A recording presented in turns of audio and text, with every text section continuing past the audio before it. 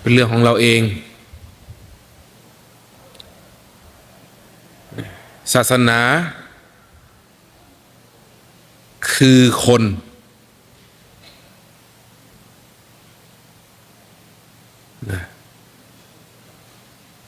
วัดสร้างเพื่อให้คนอยู่กุฏิศาลาทุกอย่างก็เพื่อให้คนนั้นมีหัวใจที่มีศาสนา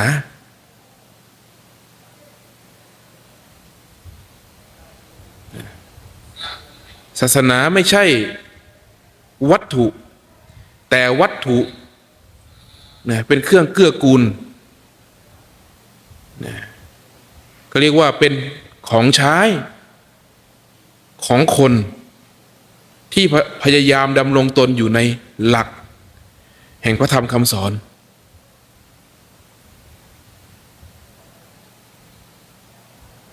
ความเชื่อความเห็นแน่นอนว่าสัตว์โลกนี้มีความเห็นที่ไม่เหมือนกันชีวิตเราดำเนินไปด้วยความเห็นคือความเข้าใจนั่นแหละคำว่าความเห็นทิฏฐิเรียกว่าความเห็นเราเห็นอย่างไรเราเข้าใจอย่างไรชีวิตเราเป็นไปอย่างนั้นเราคิดอย่างไรเราเชื่ออย่างนั้นเราเชื่ออย่างไรเราดำเนินวิถีชีวิตไปอย่างนั้น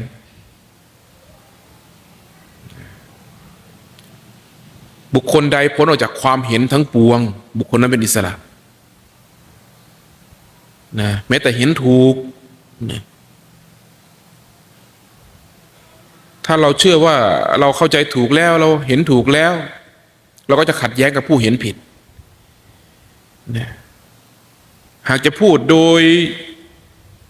ความเห็นของตัวครูบาเองหรือความเข้าใจหรือความเป็นตัวครูบาเอง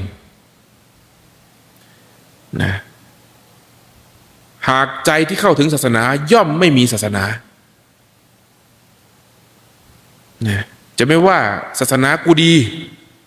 ไม่มีศาสนาหากมีดีย่อมมีไม่ดีเสมอ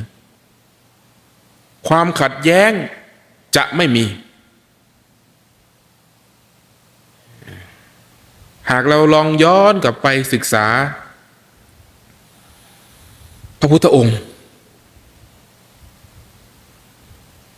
ไม่เคยมีประวัติเลยที่ว่าท่านไปขัดแย้งกับ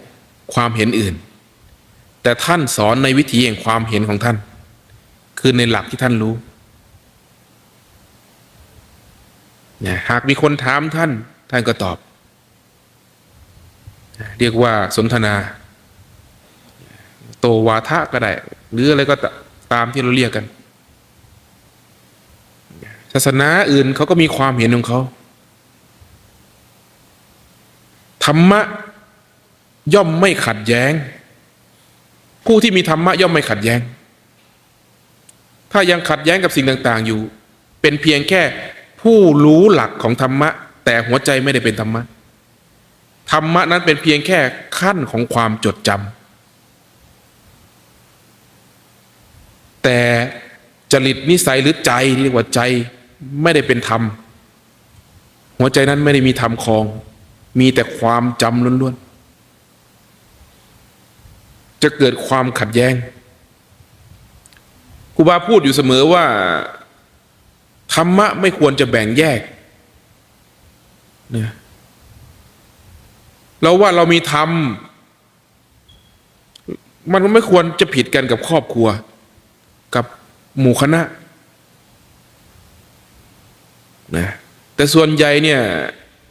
ว่าตัวเองมีธรรมมีศีลก็จะไปผิดกับผู้ที่ไม่มีศีล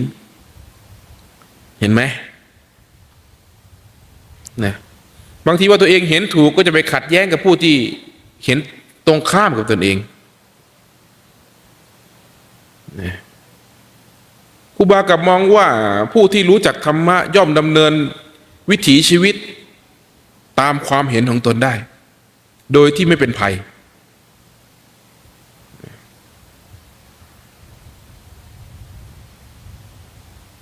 พระโมคคัลลานะท่านก็ชำนาญไปอย่างหนึ่งโดดเด่นไปอย่างหนึ่งภาษาลีบุตร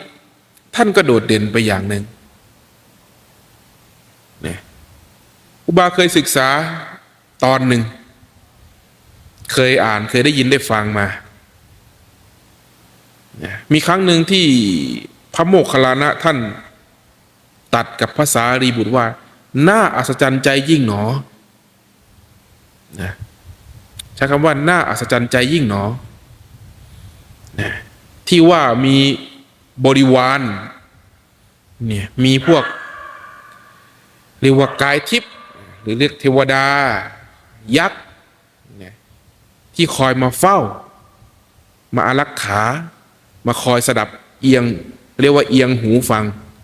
คอยดูคอยอยู่ใกล้เนี่ยท่านกำลังแสดงในสิ่งที่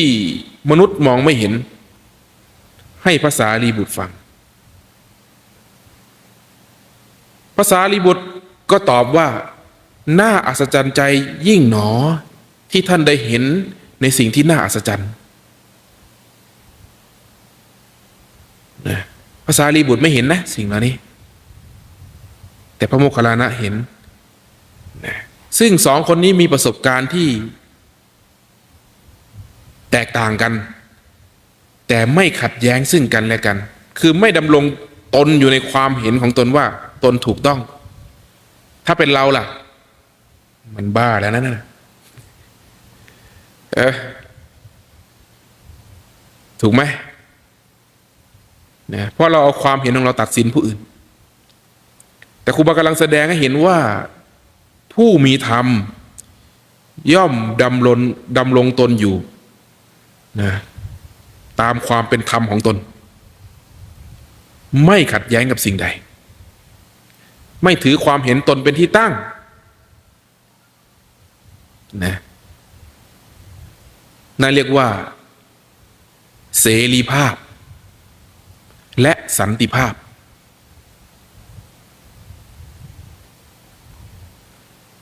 ลองมาสังเกตดูพวกเราดีทีนี้อะไรที่ไม่ถูกกับความเห็นเราจะเริ่มต่อต้านทันทีอยากจะแก้ไขอยากจะเปลี่ยนแปลง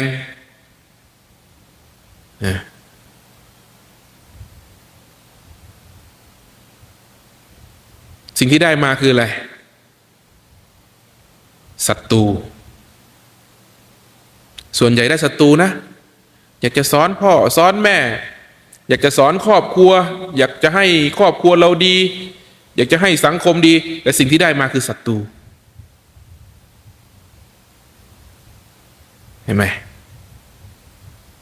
หลวงตาบอกว่าถ้าฉลาดจริงเปลี่ยนศัตรูให้เป็นมิตรให้ได้ถ้าว่าเก่งจริงนะถ้าเก่งจริงเปลี่ยนศัตรูเป็นมิตรให้ได้ไม่ใช่สร้างมิตรให้เป็นศัตรูคำว่าศัตรูของครูบานี่เพียงแค่ไม่ถูกใจกันครูบาก็ถือว่าเป็นศัตรูกันแล้วคือไม่ลงใจอาจจะพูดถึงธรรมะเห็นไหมอยู่นอกเหตุเหนือผลนอกถูกเหนือผิดเนี่ยนอกสุขเหนือทุกข์นอกเกิดเหนือตายไม่ได้เอียงไปฝ่ายใดฝ่ายหนึ่งนะเหตุผลเป็นเรื่องของโลกถูกผิดเป็นเรื่องของโลกสุขทุกข์เป็นเรื่องของโลกนะมันจะพ้นออกจากโลกได้ยังไงถ้าเลือกฝ่ายใดฝ่ายหนึ่งอยู่เราเนี่ยเลือกเอาสุขรังเกียจทุกข์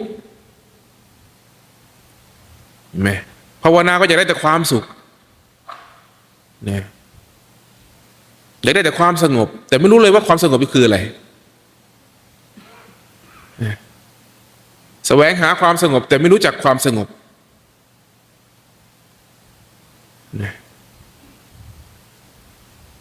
หาให้ตายก็ไม่มีทางเจอ อุเบกขาคืออะไรไม่ใช่เฉยๆนะอุเบกขานะร้อนก็อยู่กับมันได้เข้าใจมันโดยความเป็นจริงเย็นก็อยู่กับมันได้เข้าใจมันตามความเป็นจริงสุขกับทุกข์เสมอกันเห็นเท่าที่มันปรากฏรู้เท่าที่มันปรากฏมีสติกำหนดรู้สภาวะธรรมเท่าที่ธรรมนั้นปรากฏนั่นแหละเรียกว่าเป็นผู้สังเกตไม่เข้าไปร่วมไม่ตัดสินนะหากฝึกสติไว้ดีมันจะเป็นเช่นนี้เสมอนะเพราะอำนาจของการฝึกสติจนมั่นคงแล้วจึงจะสังเกตเป็นอย่างนี้ได้ก็เรียกว่าใจนี้สงบเมื่อจิตใจสงบใจนั้นจะพร้อมจะเรียนรู้ทั้งสองฝ่ายเรียกว่าเรียนรู้ทำคู่เฝ้าดูสิ่งที่เกิดและเฝ้าดูมันดับทุกสรรพสิ่งเกิดทุกสรรพสิ่งดับทุกอย่างมันเกิดขึ้นตามเหตุปัจจัยของมันแล้วมันก็ดับลงไปตามเหตุปัจจัยของมันเช่นกันนะเรียนรู้มันพอเรียนรู้จะเกิดปัญญานะสิ่งที่เคยสำคัญว่ามันจริงมันจังก็จะถูกทำลายลงนะนั่นเรียกว่าถอนจิตออกจากอุปทานคืออุปทานคือความสำคัญยึดในสิ่งนั้นนะว่าต้องเป็นอย่างนั้นเป็นอย่างนี้ไม่มีนะยิ้มกับโลกได้ว่ามันเป็นเช่นนั้นนะเราจะไม่วุ่นวายกับสิ่งใดๆเลยถ้าพูดถึงหลักธรรมมันต้องมุ่งมาหลักนี้นะถ้าพูดถึงนักปฏิบัตินี่แหละคำว่าปฏิบัติคือการพัฒนาสติปัญญาของตนเองนะเริ่มเอาตั้งแต่นู่นละชั่วการละชั่วก็ถือว่าเป็นการปฏิบัติสร้างความดีเห็นไหมการละชั่วก็เป็นบุญแล้วก็สร้างนิสัยแห่งความดีขึ้นมาสิ่งเหล่านี้เป็นการปฏิบัติทั้งหมดอย่าได้เข้าใจว่าการปฏิบัติธรรมคือการมาทำสมาธิเพียงอย่างเดียวอย่าเข้าใจอย่างนั้นนะหนึ่งต้องมีความเห็นที่เป็นไปด้วยประโยชน์ไม่เป็นโทษเรียกว่าความเห็นที่ถูกต้องเรียกว่าสัมมาทิฏฐิความเห็นนะที่เป็นไปตามความจริงค่อยๆเห็นไปเรื่อยๆนะจนเห็นความจริงในใจตนประจักษ์ในใจตนรู้ว่าศาสนาคืออะไรนะครูบาพูดอยู่เสมอว่าต่อให้เหลือครูบาคนเดียวบนโลกใบนี้หากตัวครูบาเองยังมีชีวิตอยู่ศาสนาจะไม่มีทางเสื่อมฟังให้ดีนะ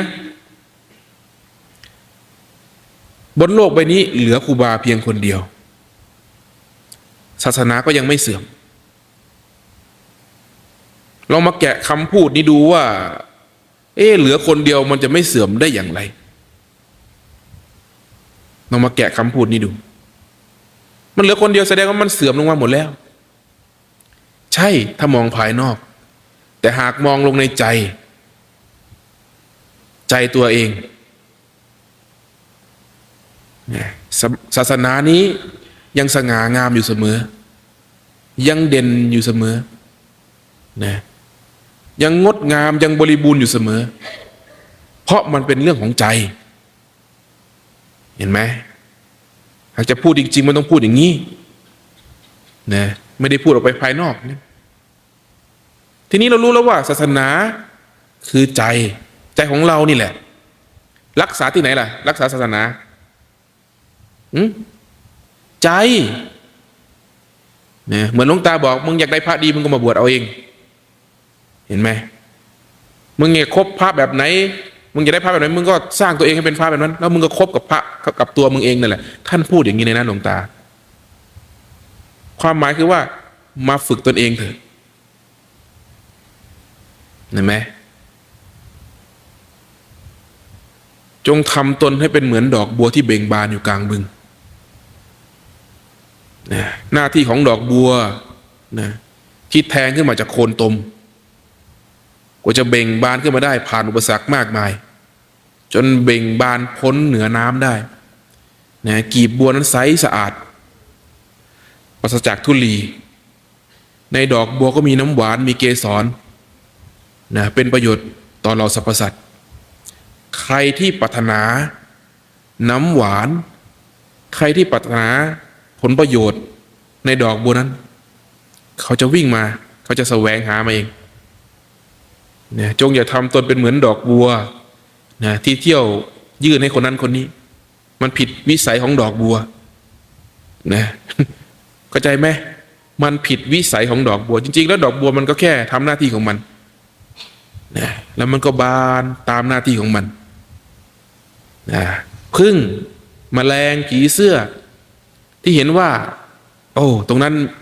มีประโยชน์มีน้ำหวานมีอาหารเป็นประโยชน์ตนเองสิ่งนั้นจะนะเขาจะวิ่งเข้ามาเองความหมายคืออะไรคือจงทำเหตุของตนให้บริบูรณ์เถิดหากความดีนี้จะงอกงามก็ขอให้มันงอกงามในใจเรา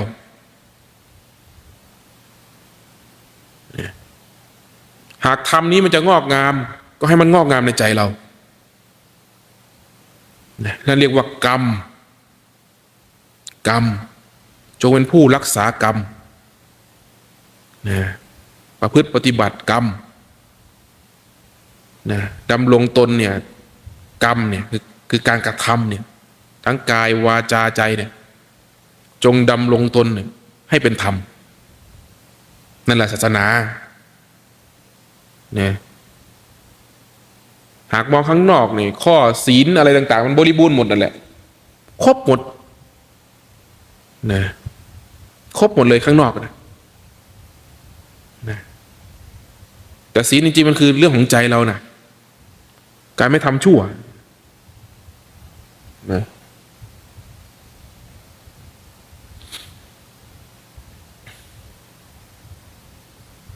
ศาสนาแท้จริงแล้วไม่ใช่เรื่องพิธีกรรมแต่พิธีกรรมเป็นส่วนที่นำเราเข้าสู่ศาสนานะเป็นส่วนหนึ่งหากประเทศไทยนี้ไม่มีวัฒนธรรมไม่มีประเพณีนะคนที่ยังไม่รู้เรื่องรู้ราวก็จะไม่มีแบบแผนในการดำเนินนะแต่ไทยเราเนี่ยเก่งนะวัฒนธรรมของชาวโลกทั่วโลกเนี่ยรวมอยู่ที่ไทย วาเลนไทน์อะไรตรุษจีนคริสต์มาสได้หมดทุกศาสนาเลยเอาหมดเนี่ยแทบจะมีทุกอย่างนะว่าโอ้ลูกผสมก็ดีครูบาว่ามันดีหมดหากความเชื่อใดที่นำไปสู่กรรมดีครูบาไม่เคยขัดหากความเชื่อใดที่นำไปสู่กรรมดีครูบาถือว่าเป็นประโยชน์หมดเลยไม่ขัดแย้งเนี่ยแต่อย่าหลงนะอย่าหลงความเชื่ออย่าหลงประเพณียกตัวอย่างเช่นมีคนมาถามครูบาว่าจำเป็นไหมที่ว่าปฏิบัติธรรมเนี่ยต้องสวดมนต์นะต้องทำสมาธิเนี่ยถึงจะบรรลุธรรมครูบาก็บอกว่าไม่จำเป็น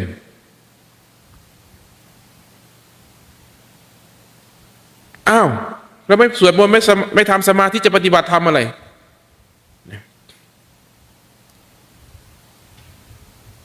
เศรษฐีในสมัยพุทธกาลโสเพณีในสมัยพุทธกาลมีใครสวดมนต์เป็นไหมพราหมณ์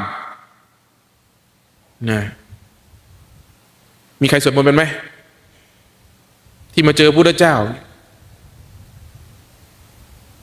นะพระอัญญาโกฏัญญะพระปัญจวัคคีย์สวดมนต์เป็นหรือยัง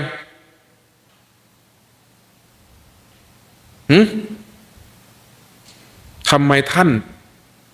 ถึงเข้าถึงธรรมได้ มันน่าเป็นคำถามนะ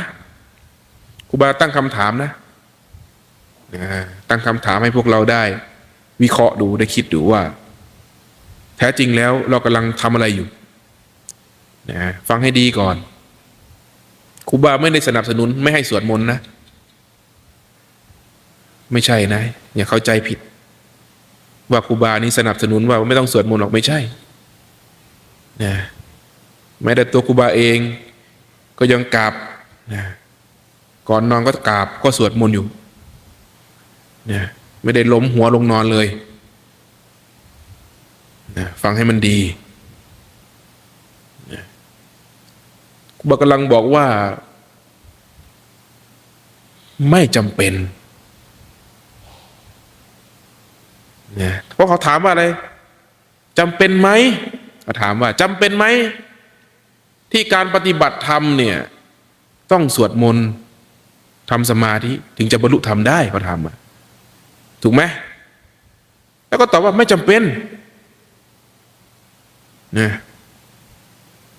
ก็สมัยพุทธกาลเนี่ยไม่มีใครเป็นเลยสวดมนต์ทำไมบรรลุธรรมได้มันน่าตั้งคำถามเราจะได้แกะเส้นทางว่าแท้จริงแล้วเรากำลังแสวงหาสิ่งใดอยู่สิ่งที่เราเชื่อและเราปฏิบัติอยู่นี่มันถูกต้องจริงหรือนี่เห็นไหม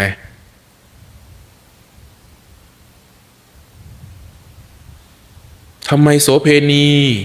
ถึงบรรลุธรรมได้ทั้งที่ยังไม่ได้ทำสมาธินะหรือสวดมนต์เป็นเลยทำไมปัญจวัคคีย์ถึงบรรลุธรรมได้ทั้งที่ยังสวดมนต์ไม่เป็น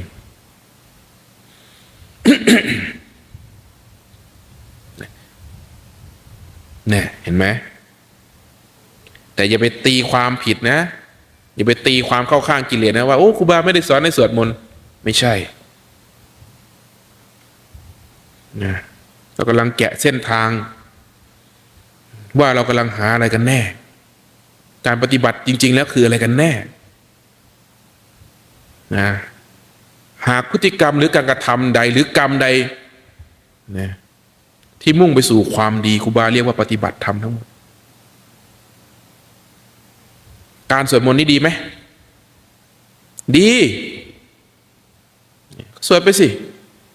เห็นไหมเมื่อก่อนนี่กับครูจันทวันนี่โอ้ยสวดกันเป็นชั่วโมง2 ชั่วโมงหนึ่งทุกวันทุกเช้าทุกเย็นด้วยเนี่ยนี่พวกแม่ชีจันนี่เป็นนั่งสวดด้วยตลอดแหละพาสวดตลอดเลยเมื่อก่อนนะถ้าไม่ดีจะพาทำเหรอเห็นไหมมันเป็นเป็นวิธีการหนึ่งเรียกว่าบูชาเพราะหัวใจเรามีพระพุทธองค์อยู่นะมีพระพุทธพระธรรมพระสงฆ์อยู่เราจึงแสดงออกอย่างนั้นนะการสวดมนต์เป็นการบูชานะแสดงความกตัญญูที่มีในใจเรานะเป็นการฝึกสมาธินะตั้งมั่นมีใจตั้งมั่นอยู่กับบทสวดไม่ได้สวดเพื่ออ้อนวอนขอสิ่งใดนะไม่ได้สวดเพื่อให้อายุยืนไม่ได้สวดเพื่อให้สุขภาพแข็งแรงไม่ได้สวดเพื่อให้ร่ำรวยไม่ได้สวดด้วยความกลัวสิ่งใดนะแต่ที่สวดนั้นเพราะหัวใจเราเป็นอย่างนั้นเราแสดงสมบัติของใจเราเข้าใจสิ่งนี้ไหม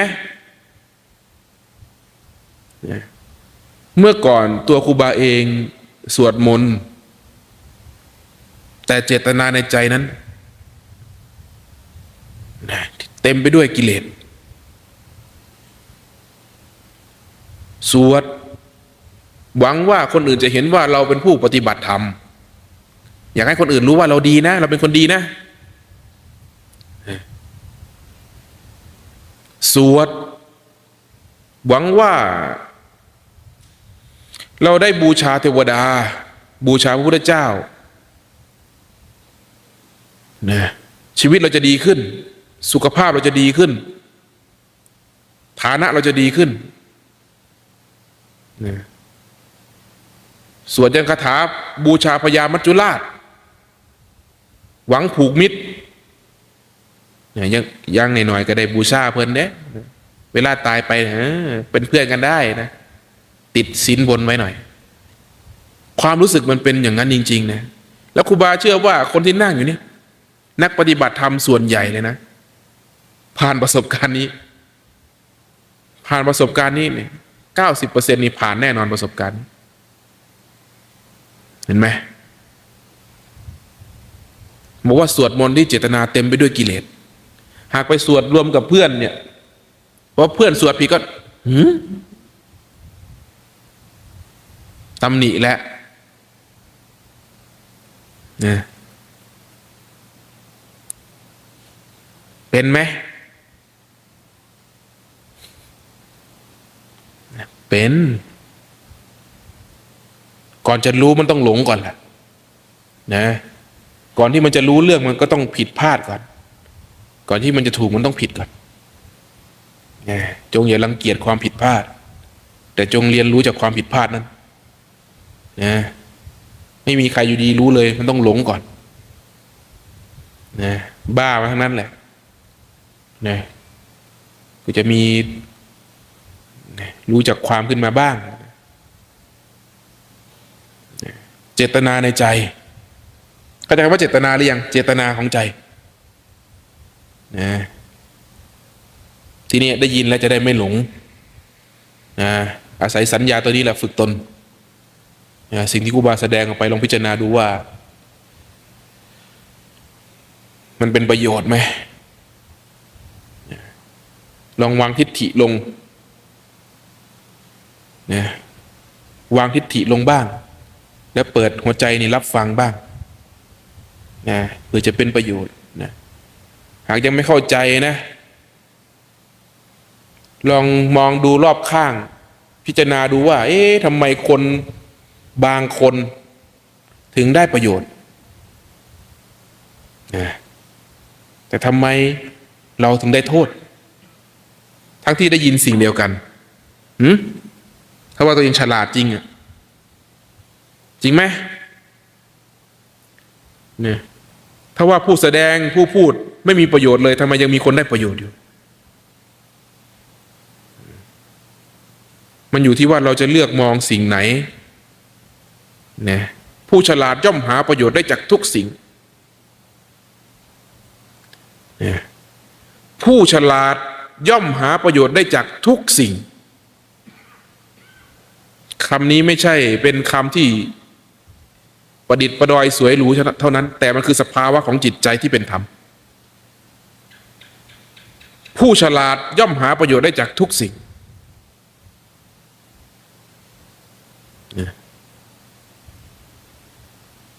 จริงไหมถ้ายังหาประโยชน์ไม่ได้แสดงว่าเรายังโง่อยู่เนี่ยเรียกว่ายังปัญญาน้อยอยู่ศาสนาพุทธเป็นศาสนาแห่งปัญญานะจำไว้ศาสนาแห่งปัญญานะท่านหาประโยชน์จากทุกสิ่งได้นะทุกจึงไม่มีในใจท่านเหล่านั้นนะเรียกว่าเป็นผู้มีปัญญานะผู้มีธรรมนะย่อมมองไม่เห็นคนอื่นชั่วย่อมมองไม่เห็นคนอื่นไม่ดีแต่จะอาศัยนะสิ่งที่มากระทบจิตใจนั่นแหละฝึกตนนะเรียกว่าหาประโยชน์ของไม่ดีก็มาฝึกตนเองได้อย่างน้อยๆก็เห็นการกระเพื่อมของใจตนเองเห็นว่าโอ้เนี่ยคนเหล่านี้หรือสิ่งเหล่านี้เปรียบเหมือนครูบาอาจารย์นี่เรียกว่ากัลยาณมิตรชี้โทษนะการชี้โทษคือการทำให้เราเห็นใจตนเองมีสติเห็นใจตนเองว่าใจเรานี่มันทุกข์ทำไมเราจะรังเกียจเขาล่ะทีนี้มันจะมีศัตรูได้ยังไงล่ะทีนี้จริงไหมเนี่ยมันจะมีสักกี่คนที่มีหัวใจเป็นอย่างนี้เนี่ยขอสัก1%ก็ได้อะให้ได้ประโยชน์บ้างรู้ทำเพียงอย่างเดียวก็เพียงพอแล้วถ้ามีคำถามอะไรไหม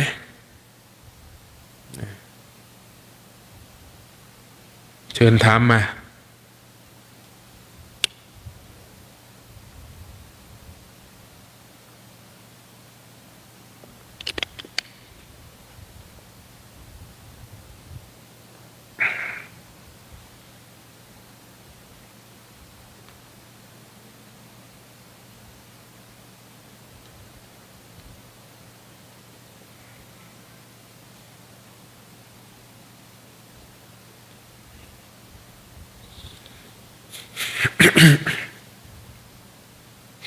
มีไหม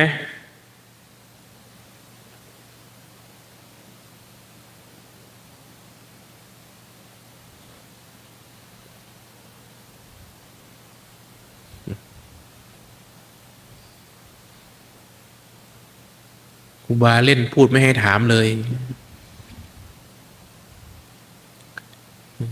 เล่นเฉลยให้หมดแล้วถามอะไรถามก็โดนด่า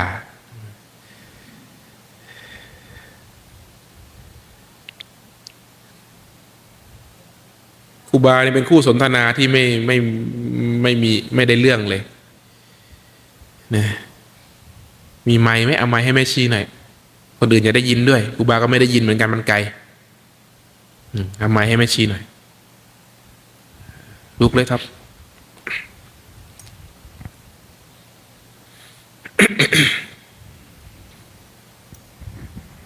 ครูบาคะภาวนาแล้วเห็นตัวเองมีสองร่างค่ะแล้วร่างหนึ่งก็บอกว่ามาทางนี้สิแซบกว่าอีกร่างหนึ่งก็บอกว่ามึงอย่าไปนะตรงนั้นอันตรายอันนี้มันเกิดขึ้นตอนที่นั่งสมาธิอยู่อันนี้ใช่กิเลสไหมคะมันเป็นมายาเรียกว่าสังขารนะสังขารคือความคิดนะมันจะเริ่มหาถูกหาผิดไอ้ความคิดนี้ นะจงเฝ้าดูมันอย่าไปเชื่อมันสักอย่างต่อให้เห็นพระพุทธเจ้าก็อย่าเชื่อนะมันพาบรรลุธรรมก็อย่าเชื่อมันจะนำไปสู่ความเห็นเห็นไหมทางนี้ดิแซ่บกว่านะมันไปแล้วมันจะไปเห็นว่าแซ่บกว่าแล้วนะถ้าเปรียบเทียบกับว่าดีกว่าแต่นี่ก็บอกอย่าไปนะเดี๋ยวมึงหลงเห็นไหมมันเป็นความคิดที่กำลังต่อสู้กันอยู่จงปล่อยมันผ่านไปนะหายใจเข้าลึกๆจงวางจิตไว้กับลมหายใจจงเรียนรู้มายาเหล่านั้นว่ามันเกิดขึ้นมาเดี๋ยวมันก็ดับลงไป เราจะไม่เชื่อฝ่ายใดสักอย่างมันจะพาไปบรรลุธรรมก็ไม่เชื่อนะมันจะนำไปสู่ความสำคัญตนถ้าว่ามุ่งไปสู่การบรรลุธรรมเนี่ยมันจะนำไปสู่ความมีตัวตนที่ว่าตนเนี่ยบรรลุธรรมพระอรหันต์มีแต่ไม่มีผู้เป็นพระอรหันต์เนี่ยฉันบรรลุธรรมแล้วนั่นแหละว่าผู้เป็นพระอรหันต์นั่นเป็นสังขารเป็นความหลงเป็นความเห็นที่สำคัญว่าตนนี้บรรลุธรรมแล้วหรือสิ่งใดก็ตามจะนำไปสู่ความเห็นทั้งปวงจงจำไว้ว่าเราจะฝึกเพื่อผลออกจากความเห็นทั้งปวงนะความเห็นจะนำไปสู่ความมีตัวมีตนคือเป็นสำคัญในสิ่งใดสิ่งหนึ่งนะจงเฝ้าดูมันประหนึ่งว่าเหมือนเฝ้าดูท้องฟ้าเดี๋ยวสว่างมั่งเดี๋ยวมืดมั่งนะเหมือนเฝ้าดูก้อนเมฆเนี่ยเดี๋ยวก็ขาวมั่งเดี๋ยวก็ครึ้มมั่งมืดมั่งนะเปลี่ยนแปลงไปนะความเชื่อใดๆเป็นเพียงแค่สมมุติเป็นมายานะจงดำรงตนเนี่ยมีสติเฝ้าดูมันเท่าที่มันปรากฏนะถ้าดูมันโดยที่ไม่ไหลไปกับมันได้ไม่รังเกียจมันนะไม่ได้ยินดียินร้ายกับมันเฝ้าดูมันโดยไม่ไหลไปกับมันนั่นเรียกว่าสมาธิสมาธิสมาธิหมายถึงความตั้งมั่นของจิตใจที่ไม่ไหลไปกับสภาวะใดๆก็ตามที่มากระทบนะประหนึ่งหินที่มีน้ำหนักมากนะอยู่ในกระแสน้ำต่อให้น้ำนั้นพัดไหลไปแค่ไหนก็ตามหินเนี่ยจะไม่ขยับไปตามแต่สัมผัสกับน้ำนั้นอยู่ประหนึ่งหยดน้ำบนใบบัวจะเป็นน้ำสะอาดหรือน้ำสกปรกที่หยดลงใบบัว ก็สัมผัสกับใบบัวอยู่ แต่ไม่ซึมไม่เก็บกักไว้นะพอมันสลัดปุ๊บหยดน้ำแล้วก็สลายไปนะไม่ซึมเข้าหากันนั่นเลยเรียกว่าจิตที่เป็นสมาธินี่คำว่าสมาธิที่ถูกต้องในหลักของศาสนานะคือความตั้งมั่นของจิตใจที่ไม่ไหลไปกับอารมณ์ต่างๆนะไม่ใช่ความเข้าใจที่ว่าสมาธิต้องไปนะจิตต้องว่างไม่มีภาพใดๆปรากฏนะต้องเบาต้องสบายนั่งหลับตานะกายหายนะถ้าเห็นอย่างนั้นอย่างเดียวก็ยังเห็นถูกไม่หมดนะพระพุทธองค์ตรัสว่าเราเป็นผู้ที่มีสมาธิทุกขณะจิตท่านก็ไม่ได้นั่งหลับตาท่านนั่งฉันข้าวด้วยนะท่านสนทนากับญาติโยมด้วยนะเข้าใจคำว่าสมาธิหรือยังนะนั่งหลับตานั่นก็ส่วนหนึ่งเป็นการฝึกเพื่อให้จิตเป็นสมาธิเดินก็ส่วนหนึ่งเดินก็เพื่อฝึกให้จิตเป็นสมาธิยืนก็ส่วนหนึ่งนอนก็ส่วนหนึ่งเพื่อฝึกให้จิตเป็นสมาธิคำว่าสมาธิคือความตั้งมั่นของจิตใจที่ไม่ไหลไปกับอำนาจแห่งกิเลสต่างๆไม่ไหลไปเหมือนเราเฝ้าบ้านเหมือนครูบาเนี่ยนั่งอยู่กุฏินะเดี๋ยวสักหน่อยโยมคนนี้ก็มานะมาเสร็จปุ๊บก็ไปโยมคนใหม่ก็มาก็ไปนะแต่ครูบาไม่ไปตามสักคนครูบาก็อยู่กุฏิครูบานะจงเรียนรู้มันเนี่ยเรียกว่าเรียนรู้ทุกสรรพสิ่งบนลมหายใจเอาลมหายใจนั้นเป็นบ้านก่อนเรียนรู้อารมณ์วางมันไว้ที่ลมหายใจไม่ต้องไปรังเกียจมันทุกนะ นิมิตต่างๆก็เหมือนกันเนี่ยเชื่อไม่ได้สักอย่างนะโอ้นี่พระอนาคามีแล้วส่วนใหญ่วัดนี้นี่ชอบเป็นพระอนาคามีกันนะเธอจะมาพูดกับฉันอย่างนี้นะบาปนะพระอนาคามีอะไรมีโทษขู่เขาอีกนั่นน่ะขู่เขาไว้กลัวเขาไม่เคารพเนี่ย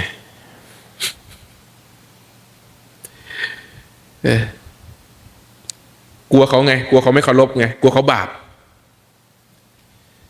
เนี่ยระวังให้ดีเนี่ยแต่ส่วนใหญ่มาหาครูบานี่ไม่กล้าเป็นสักคนนะเลิกเป็นก่อนพวกเป็นก็ไม่กล้ามาถ้าชวนบอกไปหาครูบาชายนี่ไม่กล้าสักคนนะมันจะอยู่รอบๆนะไปเล่าให้ครูบดลฟังมั่งนะครูบาองค์นั้นองค์นี้ฟังมั่งบอกว่าพามาหาผมในหน้าวันบอกท่านประกาศอ้าวยังมีความกลัวอยู่นี่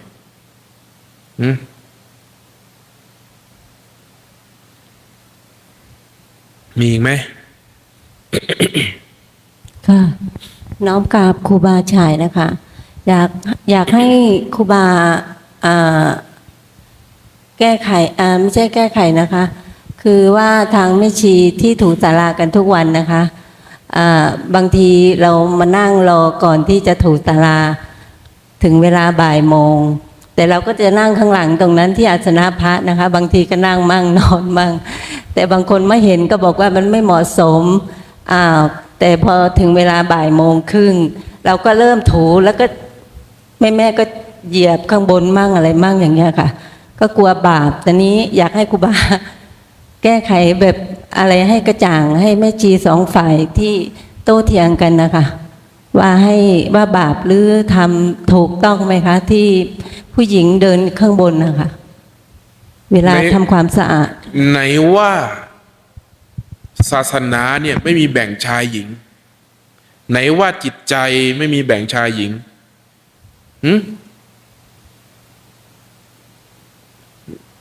ไม่ขึ้นจะถูยังไง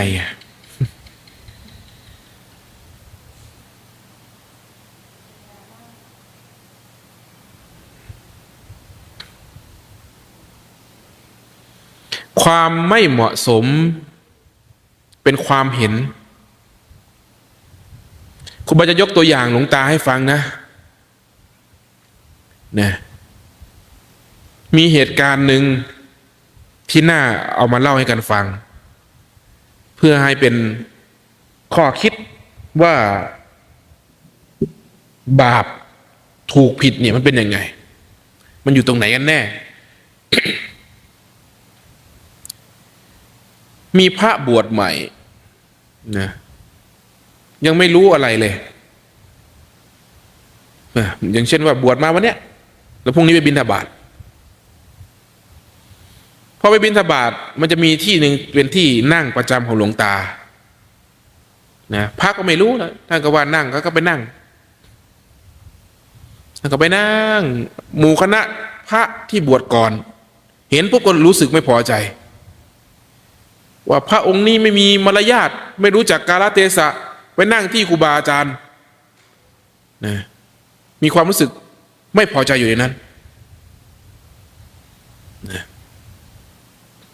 แต่บิณฑบาตนี่ก็ออกไปบิณฑบาตเสร็จขากลับมาจะขึ้นรถก็มีผีบ้าอยู่ช่องเม็กมีผีบ้าอยู่ที่ช่องเม็กเขาก็มานั่งที่หลวงตาเลยมานั่งขาไขว่ห้างด้วยกระดิกขาดิกพระมาก็เห็นก็เอาอาหารจากบาตรนะให้นะพอได้ช่วยเหลือเกื้อกูลกันไปทำไมไม่เห็นมีใครบอกว่ามึงอย่ามานั่งทับที่หลวงตานะเพราะอะไรอ๋อไอ้นี่มันบ้าเข้าใจอย่างนั้นเชื่ออย่างนั้นใจก็เป็นอย่างนั้นอีกคนนึงก็เชื่ออีกแบบนึงจริงๆแล้วไม่ได้เกี่ยวกับการนั่งหรือไม่นั่งเกี่ยวกับความเห็นเรานะนี่ยิ่งตอกย้ำว่าเราเห็นอย่างไรชีวิตเราจะดำเนินอย่างนั้นแล้วรับผลอย่างนั้นด้วยนะ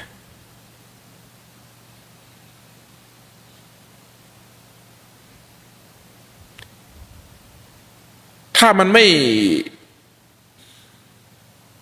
ม่เกินไปไม่มีปัญหานะอย่างมานั่งครูบานั่งอยู่เนี่ยมานั่งข้างครูบาเงี้ยกระดิกขาที่นี่มันก็ไม่ถูกไหมนะอย่างทำอาหารทำไมชิมอ่ะไม่กลัวเป็นอาหารเหลือเหรอชิมทำไมมันสิบ่เป็นเย็นกินบ่นะนั่นไม่ใช่สาระเลยนะไม่ต้องถกเถียงกันนะเราก็ทำของเราไปนะถ้าเอาความเห็นคุยกันนี่ไม่จบอะต่างคนต่างมีความเห็นเนี่ยนะอย่างพระนี่ก็มีความเห็นนะองค์นั้นทำไมไม่ไปบิณฑบาตขี้เกียจว่านะตัวเองลงมาเช้าพอเขาลงมาสายหน่อยก็ว่าขี้เกียจคือเอามาตรฐานตัวเองตัดสินนะคนประเภทนี้เนี่ยจะไม่มีทางพบธรรมะจนกว่าจะกลับมามองว่าพฤติกรรมเราหรือสิ่งที่เราทำเนี่ยอย่างเช่นถูศาลาเนี่ยไม่ได้ถูเอาความสะอาดอย่างเดียวนะความสะอาดนั้นเป็นผลพลอยได้นะถ้าเราถูเอาความสะอาดเราเห็นเพื่อนถูเสร็จแล้วเราจะเลิกถูกไหมแต่จงถูเพื่อทำความสะอาดใจตนเองเถิดครูบาจะยกตัวอย่างตัวครูบาเองที่ครูบาเห็นใจตัวเองและรู้ว่าจริงๆแล้วเราทำทุกสิ่งทุกอย่างไม่ใช่เพื่อสิ่งที่เราต้องการอย่างนั้นไม่ใช่ผลประโยชน์ภายนอกแต่เป็นผลประโยชน์ของจิตใจตัวเองครูบาขี้เกียจถูศาลาขี้เกียจเพราะว่ากระบวนการถูศาลาเนี่ยมันต้องเปียกต้องไปเอาน้ำต้องไปยุ่งกับน้ำยาถูพื้นต้องหิ้วอะไรก็ตามกระบวนการมันเยอะก็เลยทำเป็นตีตาดไปปัดกวาดตาดไปที่อื่นตีอ้อมไปนู่นขุดคนนั้นขุดคนนี้ไปกะว่าใกล้หมดเวลาแล้วถึงจะวกมาที่ศาลาเพื่อให้เพื่อนเห็นว่าเราทำงานอยู่นะเราไม่ได้ขี้เกียจนะเห็นไหมในกิเลสเห็นไหมนะอยากให้คนอื่นว่าตัวเองดี นะแต่พอครูบาตีไปอย่างนั้นปุ๊บครูบาเริ่มเห็นใจตนเองว่า เอ๊ะนี่เรากำลังทำอะไรอยู่ เรากำลังทำข้อวัดเพื่ออะไรกันแน่ครูบาเห็นว่าตัวเองนี่มีความเห็นที่มันประหลาดแล้วมันขี้เกียจครูบาก็เลยรีบกลับมาที่ศาลาเพื่อนก็ถูกันเสร็จหมดแล้วศาลาน่ะเก็บไม้กวาดตากผ้าตากอะไรหมดแล้วตัวครูบาเองไปหยิบกระมังเปิดน้ำใส่น้ำยาใส่ยกเพื่อจะมาถูหมู่คณะบอกว่าผมถูเสร็จแล้วครับ ท่านบอกว่าศาลานี้ผมถูเสร็จแล้วอันนั้นท่านถูไม่ใช่ผมถูเข้าใจไหมครูบาไม่ได้ถูเอาความสะอาดเลยแต่ครูบาถูเพื่อทำลายความเห็นผิดในใจทำลายความเกลียดค้านในใจจึงไม่เกี่ยวกับผู้อื่นเลยไม่เกี่ยวกับผู้อื่นเลยถ้าเราทำงานแล้วหวังพึ่งผู้อื่นเราจะตำหนิผู้อื่นยกตัวอย่างครูบาเต้สมัยเป็นเนนเต้นะสมัยอยู่ถ้ำนมผาอยู่กับครูบาแมน2 รูปปัดกวาดถูศาลาทำข้อวัดปกติไม่เคยวุ่นวายอยู่กันเป็นปีไม่เคยวุ่นวายนะในวันนั้นครูอาจารย์ตะวันท่านกลับมาจากทางใต้แล้วพร้อมหมู่คณะพระกลุ่มหนึ่งพอถึงเวลาบ่าย3เนี่ยเขาไปทำข้อวัดกันก็จะมีครูบาแมนกับเนนเต้ที่ลุกไปทำข้อวัดพระที่เหลือเนี่ยก็ยังนั่งอยู่นั่งฉันน้ำปานะยังสนทนากันอยู่จนครูบาแมนกับเนนเต้ทำข้อวัดเสร็จหมดแล้วกลับมาที่โรงปานะก็ยังพระก็ยังนั่งอยู่เนนเต้เห็นอย่างนั้นถามครูบาขึ้นมาว่าครูบาครับเราควรเขียนข้อวัดเวลาทำข้อวัดไว้ดีไหมครับคืออยากให้เราเขียนข้อวัดว่าทำเวลาไหนอะไรยังไงจริงๆแล้วเนี่ยใครๆเขาก็รู้กันหมดแล้วทำตอนไหนและครูบาก็รู้ด้วยว่าที่พูดอย่างนั้นคืออะไรเต้ตอนอยู่กับครูบาแม่นพากันเฮ็ดจังไดวัดมันกับซ้ำเก่าเด้ผมเข้าใจแล้วครับนะครับเสียงในฟิล์มหน่อยนะกลัวมันจะไม่เหมือนนะสมัยอยู่กับครูบาแมนนะทำอย่างไรข้อวัดเนี่ย